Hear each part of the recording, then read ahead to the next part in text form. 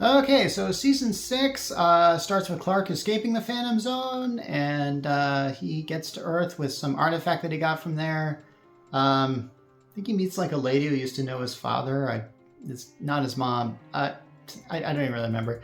Actually, I do remember because I did watch this episode. I think the lady was named Mariah or something like that. Anyway, so I think this starts a trend in this season where instead of Freak of the Weeks, you see people called zoners, people that have escaped the Phantom Zone that kind of travel around kind of like Dementors, for lack of a better term. Oh yeah, by the way, oftentimes Smallville would change its cast, and so this year Jimmy Olsen shows up. And he's played by... Oh yeah, actually I just realized it's not Jimmy Olsen, but we'll get to that. But he's played by Aaron Ashmore, who is the brother of Shawn Ashmore, who was on that one episode where Clark gets his powers stolen. Actually, Shawn Ashmore was on 2 episodes where he manages to steal Clark's powers. And they look just the same, I swear. And episode 2 of season 6 has a weird, I think, episode called Sneeze, where it just explores Clark's super breath, because whenever Clark discovers a new power, it's almost like there's a format to the episode where he loses control, and then the case requires him to gain the control. Then he finally gains the control and beats the case. That's usually the format of this. I always thought that was the super breath was the dumbest power, especially when it turns things cold. That never made any sense to me. Because have you ever felt your breath? It's hot. It's not cold. Why does it that doesn't work? And this is a season where we meet Oliver Queen. Yes, Green Arrow, and he's played by Justin Hartley because, well, that Aquaman spin-off show didn't really work out, did it? Yeah, so here's the thing that Oliver becomes a very integral character on the show. He's not like a cast member this season, but later on he does. And I feel bad because it's pretty clear that they wanted this character to be Batman. It just makes sense that this character would be Batman. Because Ollie sort of becomes almost a mentor figure to Clark, and sometimes Clark helps him out. They have that relationship that is kind of like Superman and Batman. But it's not Batman. It's like they got a discount Batman. Which, hey, Justin Hartley does a great job acting, and I'm going to praise him more a little later, but I don't know. I just never really bought this. I think it's very soon in the show that Clark and Oliver learn each other's secret identities. And by the way, Lex and Oliver Queen know each other from way back because they're both billionaires, so they got something in common. More in common than you think, but I'll get to that.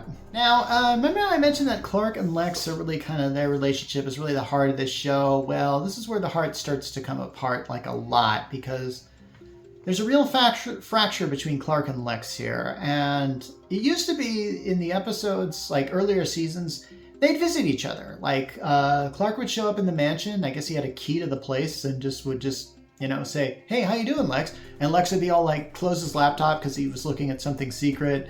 And then sometimes Lex would come into the barn with Clark, and Clark would have to kind of hide what he was doing because it was related to his secrets. And those were really good times, but now it's kind of like there's a fracture between them, and Lex starts dating Lana because that happens.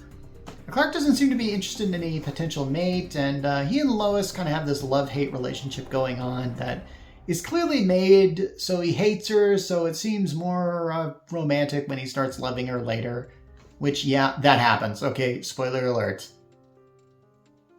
Oh yeah, did I mention that Chloe's a meteor freak? Because that is actually a plot line.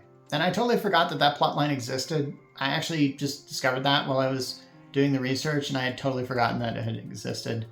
So I'm not really going to talk about it much. Okay, then we start to see kind of that whole Justice League thing as like Aquaman, Cyborg, Green Arrow, and Flash all team up with Clark, and they're taking down something that's really big. I kind of forget what it is, but I think they just blow it up, and at the end they're walking away from it while it's slowly blowing up, and it's kind of like, kind of like that traditional obligatory action shot where they just slowly walk away from an explosion.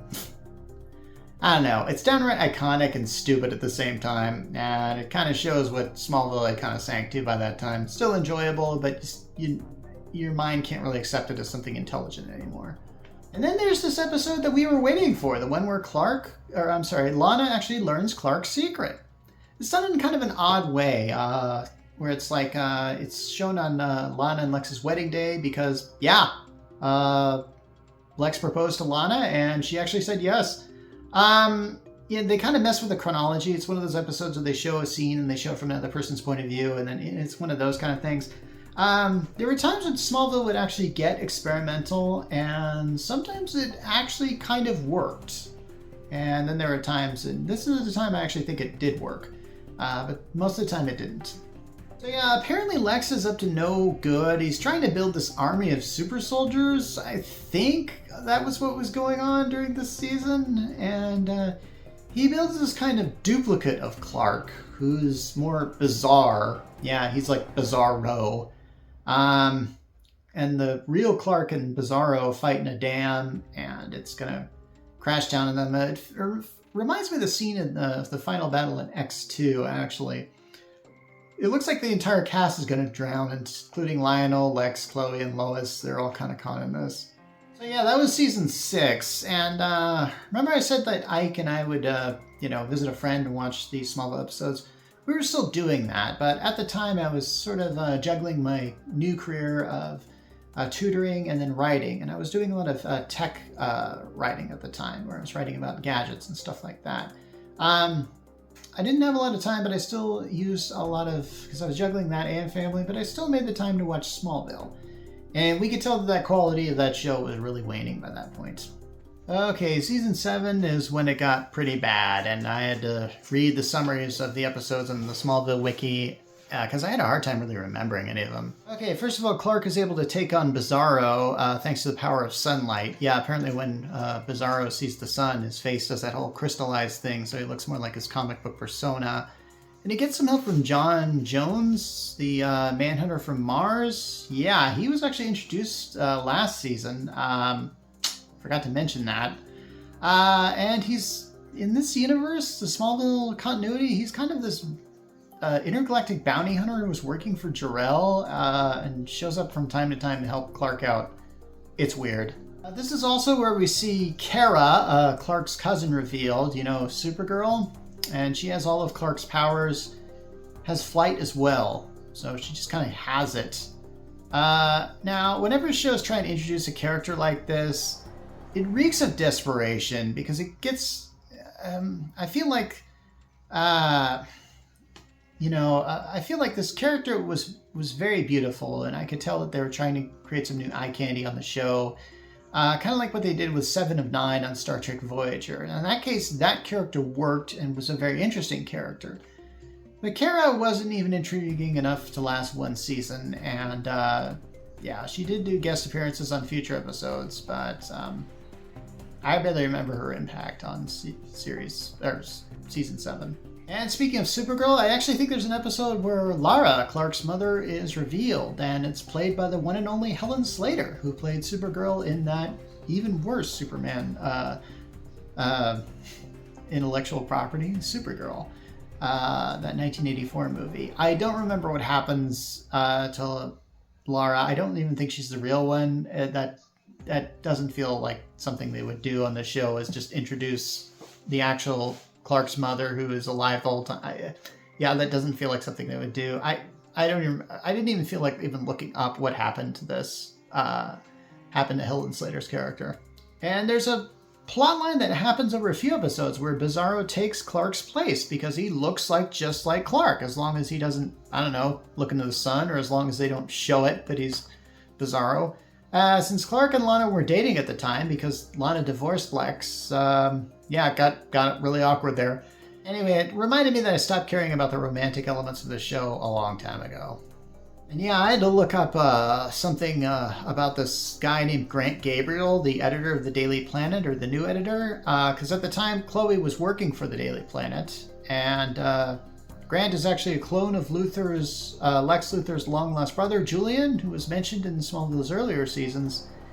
And Grant does hire Lois Lane to work at the planet, but because we need to get Lois working for the Daily Planet at this point, because we're getting into Superman territory here. You can see that Smallville is kind of slowly, very slowly oozing into that. And I'm sure I'm missing out on a lot of important things that happened in season 7, as in later seasons, because Like they did add to the Justice League because they introduced Black Canary on the show. Oliver isn't part of the main cast yet, but the whole Justice League is kind of happening in the background as Clark's doing his thing, and all the other characters are doing their things. Oh, yeah, there's an episode where Pete returns. Yeah, remember him? I sure do. Yeah, he gets these stretching powers in this kind of hour-long ad for Stride Gum. There's another YouTuber named Allison Pregler, I'm not sure if I'm pronouncing that right, who has done a much better analysis of this episode that I liked. Okay, there's a plot line about this organization called Veritas. It's basically the Luthor started this secret society made up of a few families. The first were Jason Teague's parents. Remember Jason Teague, Lana's boyfriend from season 4. Then there's Oliver Queen's parents. And by the way, Oliver Queen's parents were actually mentioned in the very first episode of Smallville. You can see Lionel reading a headline that says, like, Queen family disappears. It's actually interesting, a lot of the Easter eggs on this show. That's one of the reasons why I liked watching it. Also in Veritas were, like, Virgil Swan, Bridget Crosby, and of course the Luthors. And there's even this weird flashback that shows, like, all these children like Jason, Oliver, and Lex playing together, which is odd because there's a season 4 episode where Lex meets Jason and it looks like they've met for like just the first time. So I have a big problem with things like this where they have this big story element that they drop on your lap in a retcon, and then they try and make it look like, yeah, it was all this way the whole time, but it's not consistent with the other things that I've seen on this show. Anyway, apparently the Veritas was founded because they want to find these two halves of this thing that if they form together, they'll take control of someone named the Traveler, because it's one of those plot lines where you have to get that parts of something to make it into, because I'm really sick of that, okay? Anyway, so the Traveler is actually Clark, which a lot of the caves a lot of the stuff in the Smallville caves turns out to be that's prophecy that's planning on coming to pass. It kind of works. I feel like that this could have been built up a bit better. I feel like it was just sort of tacked on. It just almost works, really. Yeah, by the way, Brainiac is also showing up a lot on this season. He impersonates Kara for a bit, leaving her in the Phantom Zone. Puts Lana in a coma, and when she revives, she leaves Clark. She just kind of leaves this DVD recording of a goodbye. So, yeah, that's when the actress that plays Lana Lang leaves the show. Oh yeah, I forgot Lionel died on this season. Because it's just done like he gets killed by Lex, like right before the title sequence. It would have been a great episode if the whole episode was leading up to that moment, but it wasn't. It just kind of happens as an afterthought at the beginning, like right before the credits sequence. Feels really unceremonious. Lionel has been constantly in the background, and sometimes he was bad, sometimes he was helping the Kents, sometimes he was possessed by things. He shows up again for the last season, kinda. We'll get to that. Okay, so this whole thing leads up to Lex coming to the fortress to meet with Clark because Lex believes he is the one to stop the Traveler. By this time, he knows everything, not because he had figured it out, even though these first 7 seasons gave him several opportunities, but Brainiac just tells him.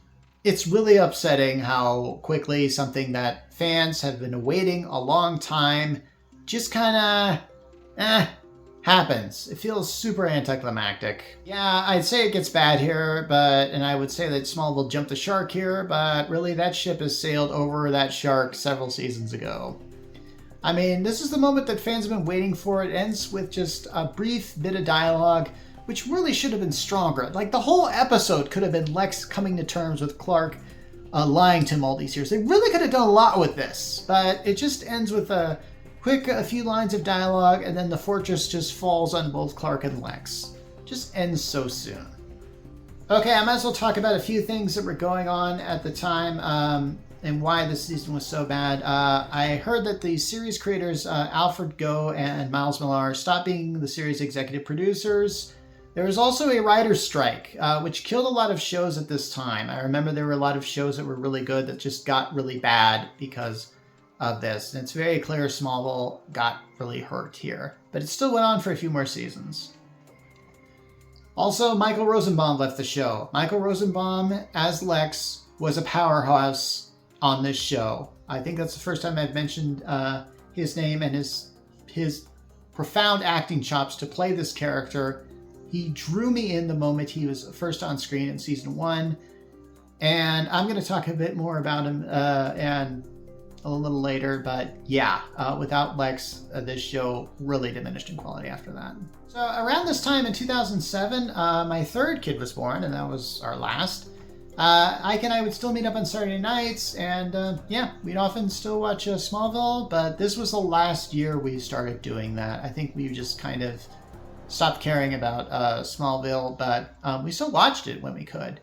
So at the time I was juggling, blogging, tech, tutoring at my local university, so I was pretty busy. But always had time to spend with Ike, I can tell you that much. Okay, that leads us to season 8. That starts off with Clark in Russia, who is without his powers, again. And he gets saved from his predicament by Oliver, and unfortunately Ollie is hypnotized, because he is, and shoots Clark. Powerless Clark dies, and this time he's brought to life not by Jor-El, but by the Martian Manhunter. If this sounds familiar, I think it kind of is. They did the same thing in season 5, where Clark loses his powers, then he gets shot, then gets revived.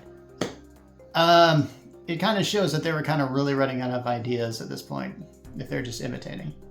Oh, and Lex's replacement shows up, yeah, in the form of Tess Mercer, who seems like a really cool character at first. The problem with Tess is that she just suddenly shows up, she doesn't get an origin story till later, and then when they do explain it, it just is really nonsensical. I kind of feel like if they knew that Michael Rosenbaum was going to leave, they could have brought in this character a lot earlier and established her a bit more, but she just kind of shows up. It just kind of like... Anyway, Tess learns very early on in the first few episodes that she's in that Clark is who he is. And it doesn't seem like she's out to destroy him, but it does feel like she kind of has her own sinister agenda. Maybe. I don't really remember how much of a role Tess played, but yeah, it's hard to replace Lex, and the fact is this actress had to do it. Now, season 8 is where they start to set up the basic Superman mythos of Clark working at the Daily Planet across the desk from Lois. So it's slowly morphing into that Superman story, because most of the action does take place in Metropolis. In fact, it seems like they have, occasionally we see Clark on the Kent farm, so I guess he commutes from there to Metropolis. I mean, he can run fast, so no problem. But yeah, I can't remember if Lois lived there or not, but that would be probably a bad commute for her. I don't really know where she lives, honestly. By the way, this is the first time I mentioned this, but I think the distance between Smallville and Metropolis has changed. I think in the first season, I think they said it's like 6 hours away, then they said it's like an hour and a half away, or now it's almost like they're neighbors or something like that. Yeah, I don't know. Anyway, so Clark seems to be starting his career as a crime fighter, kind of following maybe Oliver Queen's example, and becomes known as the Red Blue Blur, this mysterious figure who moves too fast to be seen. This is the season where they introduce a character named Davis Bloom, who turns out to be the big bad of this season. You know, Doomsday, if you know anything about Superman, Doomsday was this kind of giant gray aliens with a lot of spikes on them that actually killed Superman in the early 90s. Oh yeah, Chloe, who's working for the planet as well, starts a relationship with Davis. I can't remember if it's a romantic one or not. Maybe they're just friends. I don't know. But Chloe and Jimmy seem to be having a good relationship, so I think I mentioned Oliver earlier, but he does show up as a regular on the cast, and I think he actually kills Lex Luthor. I don't even really remember this episode, but I do remember them bringing out that they had Lex, but it was clearly just another actor with a big oxygen mask on because they didn't want to show his entire face. So like up from here, it looked like Michael Rosenbaum. So it's not like they brought Michael Rosenbaum back for a special episode or something like that. Later they will. But Clark hears that Ollie has killed Lex. I don't even remember how this happened, and he's pretty miffed about that. Oh yeah, I think the Legion of Superheroes show up. They're a super team that's from 1,000 years in the future, from the DC Comics. Apparently Smallville isn't going to be satisfied until everything from DC Comics shows up on Smallville somehow, except Batman and Wonder Woman. So by the time Davis Bloom becomes Doomsday, I think Doomsday fights Clark for like maybe a few seconds, and then Clark flies him off in some power plant or something and blows him up. It's an entire season that leads to a fight that should have lasted an entire episode that lasts like a few seconds. And yeah, it was really disappointing. Oh yeah, during this time, Jimmy learns Clark's secret. So yeah, he's kind of, seems like that's like a, I don't know, rite of passage for any cast member on this show. And then he gets killed by Davis Bloom, and then Jimmy's last action is to kill Davis Bloom himself. And it was just as Jimmy and Chloe were about to get married, so sad. But remember when I said that this wasn't Jimmy Olsen? Well, or it was Jimmy Olsen, kinda. Well, apparently this was Henry James Olsen.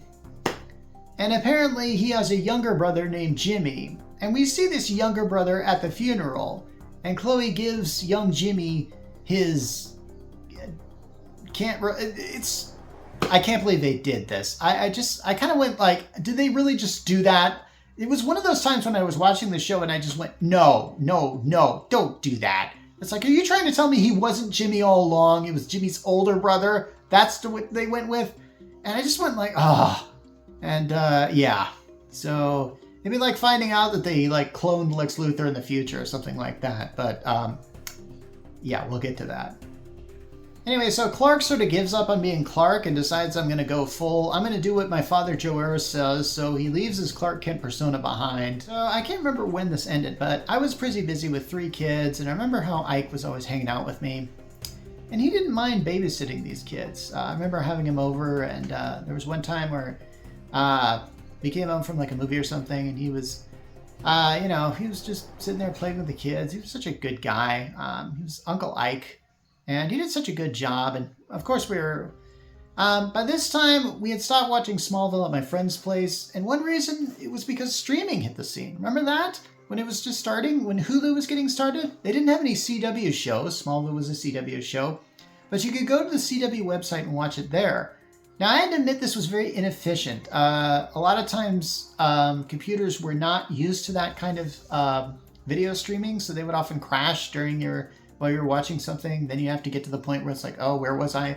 And CW, as I recall, really stuffed their shows full of ads. I swear it would take over an hour to watch a single hour-long episode of Smallville. So I watched it, but, it wasn't the same. I really like just hanging with my friends and watching it better.